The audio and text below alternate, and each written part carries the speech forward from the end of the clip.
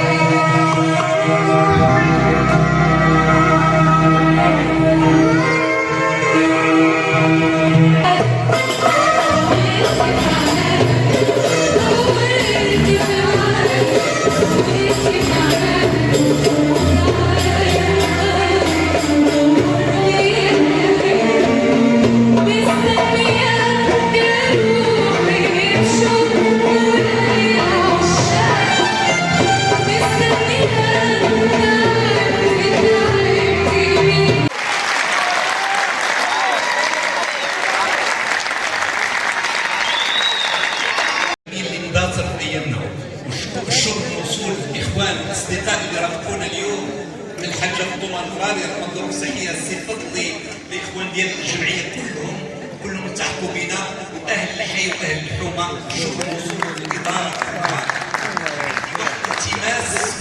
التماس واحد من المسؤولين ومشكورين على المجهودات اللي داروا جمعيه التعليم مع المجلس ديال مقاطعه الفضاء.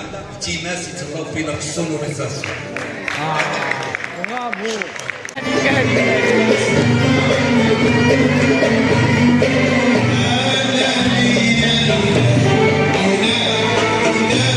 السلام عليكم. أنا رئيس جمعية كلمون ونغمة سرحان عبد اللطيف. هذه الجمعية اللي كتكون من واحد الثلة ديال رجال التعليم ومن مختلف الأعمار، وجمعية اللي الهدف ديالها هو الكلمة الصادقة والنغمة الأصيلة. إذا كنحاولوا نحيوا التراث ونحافظوا على الموروث ديال الزمن الجميل. إذا الجمعية كتنشط في الظل وكتقوم بعملها الفني بشكله السامي، ومن خلالها كترسل رسائل أن راه يمكن أن نخلقوا جيل اللي يتربى على النغمة الصادقة، على الكلمة الطيبة.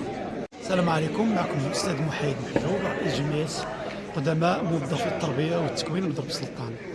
هذا الاحتفال ديال اليوم احتفال ثقافي وفني كيجي في السياق ديال البرنامج السنوي للجمعية بشراكة مع المقاطعة ديال الفضاء وكذلك بتنسيق مع جمعية كلمة ونغمة. وهو يهدف أساسا إلى إعادة الروح إلى الفن الأصيل والطربي من خلال هرمين من أهرام الموسيقى العربية، الأستاذ عبد الرحيم السقاط وكذلك الأستاذ بليغ حمدي. وكتجي كذلك في اطار البدء في الاشتغال في البرنامج ديال سنه 2024-2050، وان شاء الله غتواكبوا واحد المجموعه ديال الانشطه. الشكر موصول للحضور الكريم اللي كان من مختلف فئات ومن مختلف التوجهات، وكنتمنى على ان الحضور يكون نفس الحضور في لقاءات اخرى. شكرا لكم وشكرا للصحافه اللي واكبتنا وكتواكب الانشطه ديالنا، والى اللقاء في فرصه اخرى.